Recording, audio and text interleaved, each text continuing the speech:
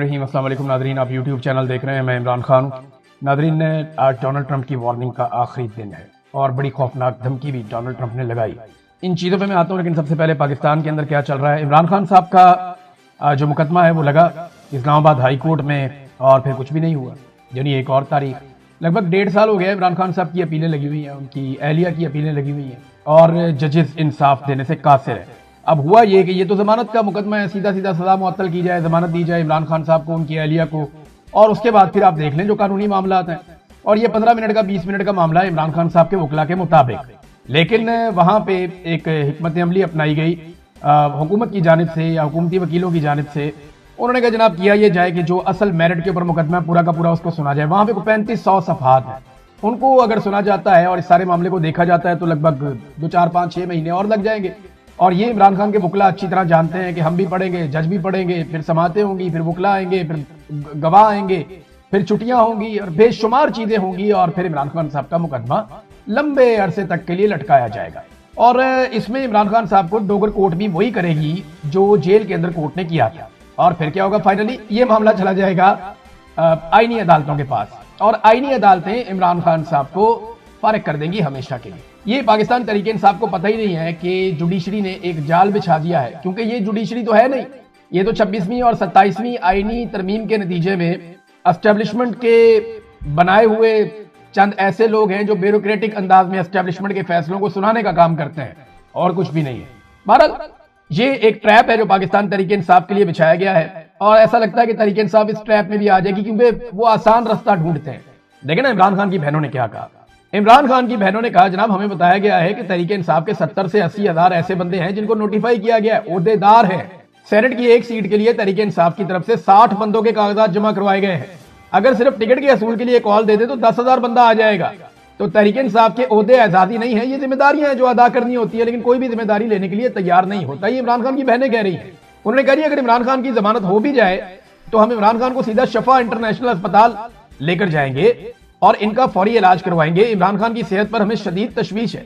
इमरान खान किताबें तक नहीं पढ़ पा रहे, इनको क्या पता अब कुछ नजर आ रहा है या नहीं आ रहा। ये इमरान खान साहब की बहनों ने इंतहाई तशवीशनाक बात की है। लेकिन अदालत ने क्या किया कि जनाब 7 दिनों में हम मरकजी अपीलों का फैसला कर देंगे, हम पता कर लेंगे जनाब ये वाला केस सुनना, ये वाला केस सुनना। इन्हें लंबा लटकाया पाकिस्तान तरीके इंसाफ को और उनके वकला को। देखिए जब तक अदालत के ऊपर अवामी दबाव नहीं आएगा, जब तक के एस्टेब्लिशमेंट को अवाम जकड़ नहीं लेगी, तब तक इमरान खान को इंसाफ नहीं मिलेगा। देखिए ना इस वक्त जजेस और एस्टेब्लिशमेंट ये आपस में मिले हुए हैं और बिल्कुल एक दूसरे के साथ मिलकर काम कर रहे हैं। इन दोनों को चाहिए अवाम की तरफ से दबाव और प्रेशर। जब अवाम का प्रेशर इनके ऊपर आएगा तो फिर ये इंसाफ देंगे, वरना ये इंसाफ नहीं देंगे। ये वो अदालतें ही नहीं है जो इंसाफ देती हैं। नवाज शरीफ का इंसाफ देखा, घर भाग भाग के जाता था। इमरान खान साहब का रेगुलर दिन पे केस लगता है तो होता क्या है जनाब, जज गए हुए मीटिंग में, आज फलाना डेलीगेशन है, आज फलानी जगह पे एक मीटिंग है, जज मीटिंगों में जा रहे हैं अदालतें छोड़कर। ये इमरान खान साहब को इंसाफ मिल रहा है। और हमजा शहबाज 2 दिन तक नैब उनके दरवाजे पे खड़ा रहा, उसने गिरफ्तारी नहीं दी और छुट्टी वाले दिन उसकी गैर मौजूदगी में अदालत ने खोलकर अदालत उसकी जमानत दे दी। छुट्टी वाले दिन जमानत दी थी हमजा शहबाज को। तो वहां पे शरीफों के लिए या जरदारियों के लिए वो इंसाफ किसी और लेवल का। पाकिस्तान का पूरा निजाम इन्होंने जकड़ा हुआ है, अपने मालो दौलत के जरिए से, लूट के मार के जरिए से इन्होंने जकड़ा हुआ है और एस्टेब्लिशमेंट इनके साथ मिली हुई है, इनकी सहूलतकार। और वो भी ऐसे ही लुटमार करते हैं, वो भी कोई दूध के धुले हुए नहीं है। बहरहाल इमरान खान की बहनों ने कहा था कोई 10,000 ओहदेदारान पहुंचे, लेकिन 10,000 दूर की बात है, 1,000 बंदा वहां नहीं पहुंचा अडियाला जेल के बाहर। और बंदे कोई नहीं आते। पाकिस्तान तरीके इंसाफ के बंदे जो आते हैं बेचारे वो मार खाते हैं, लड़ाई करते हैं। आज फिर क्रैकडाउन हुआ बड़ा खौफनाक किस्म का। 10,000 बंदा हो तो फिर पुलिस क्रैकडाउन नहीं करती, फिर पुलिस मैनेज करती है। लेकिन जब बंदा ही 200, 400, 300, 500 बंदा हो तो फिर पुलिस क्रैकडाउन भी कर देती है, पुलिस भी दिलेर हो जाती है, थोड़े से मारो इनको पकड़ के। तो ये जनाब सूरत हाल है। वो जो बंदे बेचारे आए हैं कहीं से, को भाग के, को यहाँ से आगे, को वहां से आगे, लीडरशिप तो नजर आती नहीं है, लीडरशिप जाती नहीं है चंद लोगों को छोड़ के। और अब देखिए तरीके इंसाफ कितनी अच्छी पॉलिटिकल पार्टी बन गई है कि वो इजाजत मांग रही है जाली हुकूमत से कि क्योंकि आपने एक जाली हुकूमत बनाई, आपने शब खून मारा, आपने अवाम का मैंडेट चोरी किया एस्टेब्लिशमेंट के साथ मिलकर, लिहाजा हम आपसे इजाजत मांग रहे हैं कि हमें एक जलसा कर देना। समझ आ रही है आपको बात की कि जनाब हम जलसा करना चाहते हैं 9 अप्रैल को, इसलिए कि हमारे साथ बड़ी ज्यादती होगी और ज्यादती आपने की है, आप हमें इजाजत दे दें कि हम आपके खिलाफ एक जलसा कर लें। वो कहते हैं दौड़ जाओ, कोई इजाजत नहीं है। उन्होंने 20 अप्रैल तक के लिए रावलपिंडी में दफा 144 नाफिज कर दी। अब जो जलसा करेगा उसको पकड़ के अंदर करो।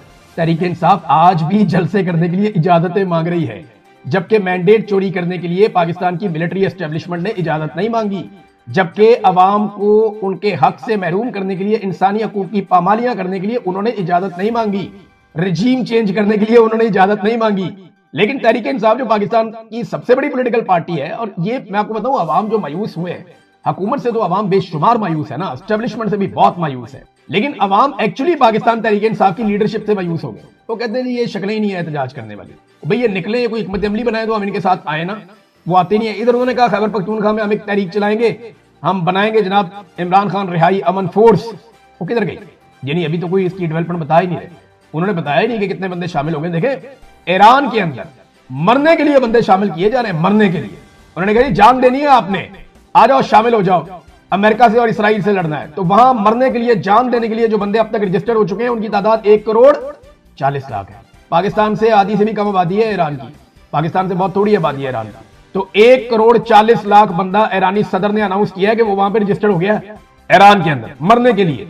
और इधर सिर्फ एहतजाज के लिए पाकिस्तान तहरीक इंसाफ रजिस्टर्ड कर रही है बंदे, और अभी तक इन्होंने बताया नहीं कितने हुए। पहले दिन 10,000 बताया था, उसके बाद बताया नहीं। अगर काम करना था तो इनको काम इस तरीके से करना चाहिए था कि वो नजर आता, एक ऑर्गेनाइज तरीके से होता। लेकिन पाकिस्तान तहरीक इंसाफ के अंदर ही बहुत मुखालफत है। वो सुहेल अफरीदी जो करना चाह रहा था उसको पहले दिन से ही मुखालफत का सामना करना पड़ा। हालात यहां तक पहुंच गए हैं कि अब मुलाकात नहीं हो रही। लेकिन जब तक इमरान खान साहब से मुलाकात के लिए दबाव नहीं डाला जाएगा, मुलाकात नहीं होगी। जब तक मुलाकात नहीं होगी तब तक इमरान खान साहब की हिकमत अमली बाहर नहीं आएगी, और जब तक उनकी हिकमत अमली नहीं आएगी तब तक किसी चीज पे इंप्लीमेंट नहीं होगा।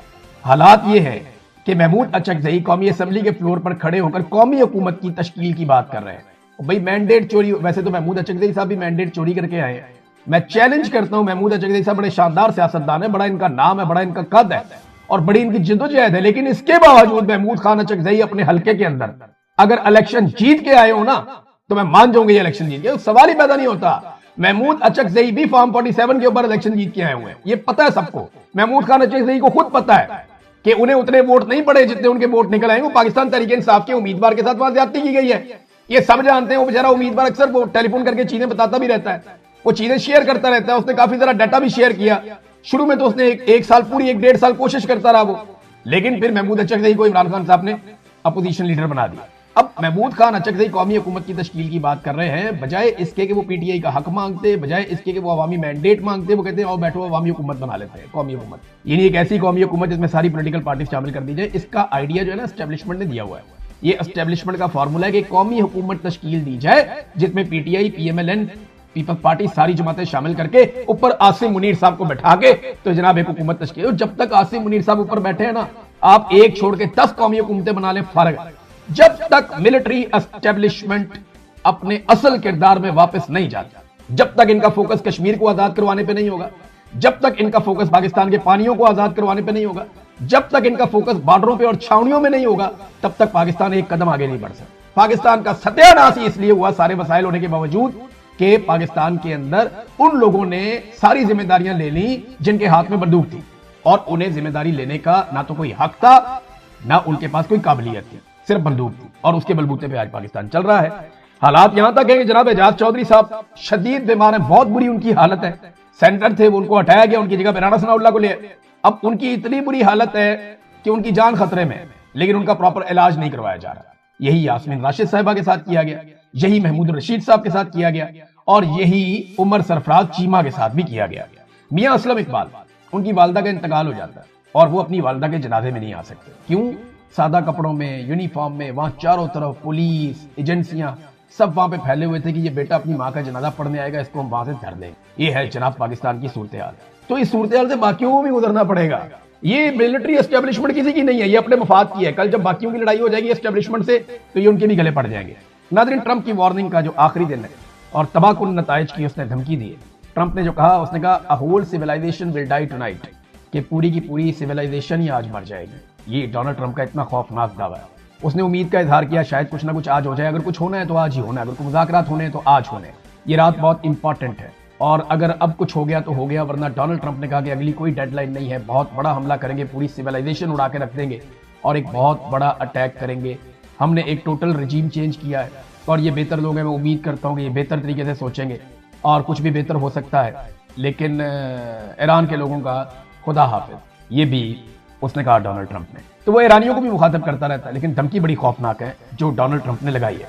اور اب اس وقت جو ہے وہ پلوں کو، سڑکوں کو، شاہراہوں کو تباہ کیا جا رہا ہے تاکہ ایران کا جو آپسی رابطہ ہے وہ منقطع ہو جائے، سپلائی لائن کٹ جائے پورے ایران کے بیچ میں. اگر کوئی آپس میں کوارڈینیشن ہے، کوئی سامان کہیں سے کہیں منگوانا ہے تو وہ رابطے ختم ہو جائیں، کیونکہ امریکہ نے تو ایئر ڈراپ ہونا ہے اگر آنا ہے کسی نے تو کسی آپریشن کے لیے، لہذا زمینی راستے وہ ختم کرتے جا رہے ہیں رفتہ رفتہ.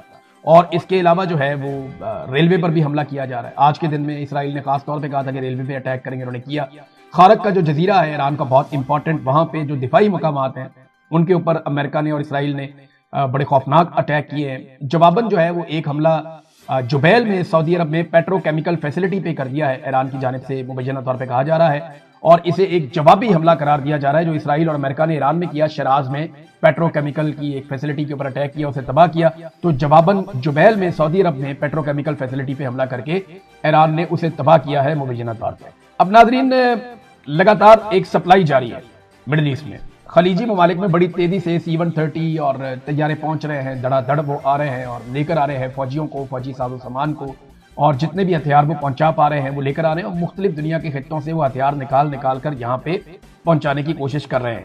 اس کے پیچھے نا ایک بڑا ریزن ہے کہ اگر ایک لمبی لڑائی لڑنی ہے تو لمبی لڑائی لڑنے کے لیے آپ کو زیادہ ہتھیار چاہیے ہوتے ہیں، اور زیادہ ہتھیار اکٹھا کرنے کے لیے آپ کو ٹائم چاہیے ہوتا ہے. اور وہی ٹائم اس وقت گین کر رہا ہے امریکہ اور اسرائیل، اور کبھی مذاکرات کی بات کرتے ہیں، کبھی کوئی اور بات کرتے ہیں، لیکن ساتھ ساتھ انہوں نے حملے بھی جاری رکھے ہوئے. امریکہ کی جو سپلائی ہے ہتھیاروں کی وہ اس طرح نہیں ہے جو پہلے تھی. یعنی میں کروز میزائلز کی بات کر رہا ہوں، دوسرے میزائلوں کی بات کر رہا ہوں.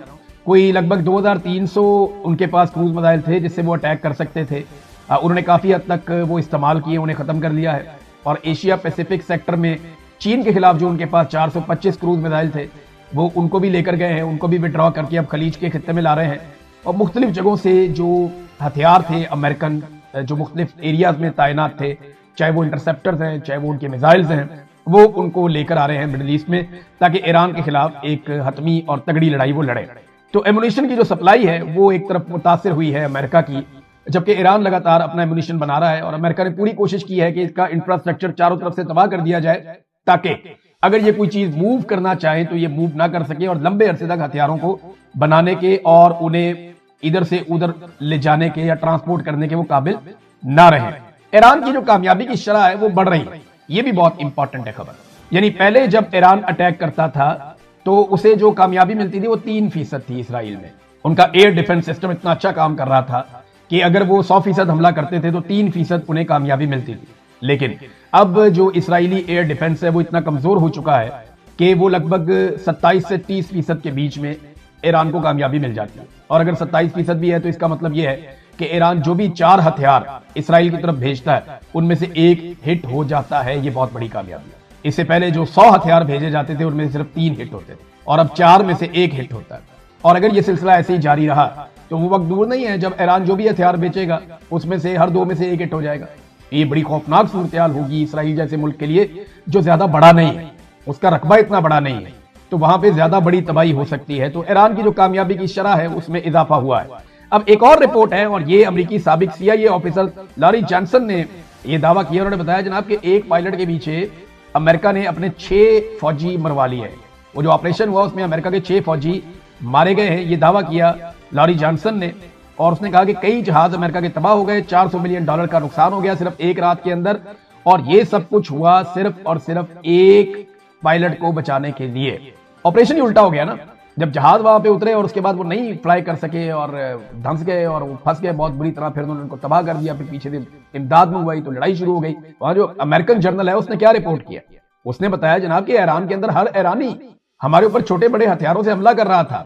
انہوں نے کہا جو ایرانی ہمیں دیکھتا تھا وہ ہتھیار نکال کر ہمارے اوپر حملہ کرتا تھا. ایرانی ہمیں اپنا نجات دہندہ نہیں سمجھتے، ایرانی ہمیں اپنا دشمن سمجھتے ہیں. یہ بات امریکہ کو اب سمجھ آ گئی ہے، اور سمجھ آ بھی جانی چاہیے تھی کہ ایرانی کبھی بھی امریکنز کو نجات دہندہ کے طور پہ نہیں دیکھتے. ایرانی امریکہ کو دیکھتے ہیں اپنے دشمن کے طور پہ.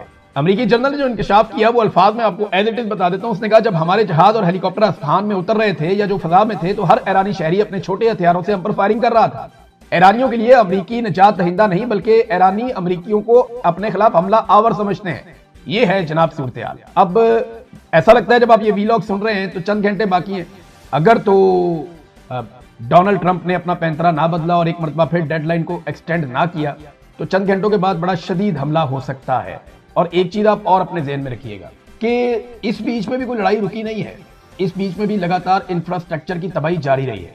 पाकिस्तान ने एक मरतबा फिर अपने मौलवियों के जरिए से वार्निंग जारी करवाई है ईरान को कि आप सऊदी अरब के ऊपर अटैक ना करें, लेकिन ईरान बार बार ये कहता है कि क्योंकि सऊदी सरजमीन से हमारे ऊपर अटैक होता है तो हम मजबूर हैं वापस वहीं पे अटैक करने के लिए। और अभी जहां अटैक किया है ईरान ने वो पेट्रोकेमिकल एक फैसिलिटी है। अब अगर ये अमेरिका की है या नहीं है, लेकिन सऊदी अरब की तो है ना, और ये कोई दिफाई नुक्ता नजर से जगह भी नहीं है। तो एक तरफ ये कहा जाता है जनाब आप हमारी पेट्रोकेमिकल इंडस्ट्री को तबाह ना करें, तो वो ईरान अब दबाव डाले कैसे सऊदी अरब के ऊपर कि ये फौजियों को यहां से मना करो कि हमारे घरों को, हमारी तनसीबात को तबाह ना करें। कैसे ईरान मना करे?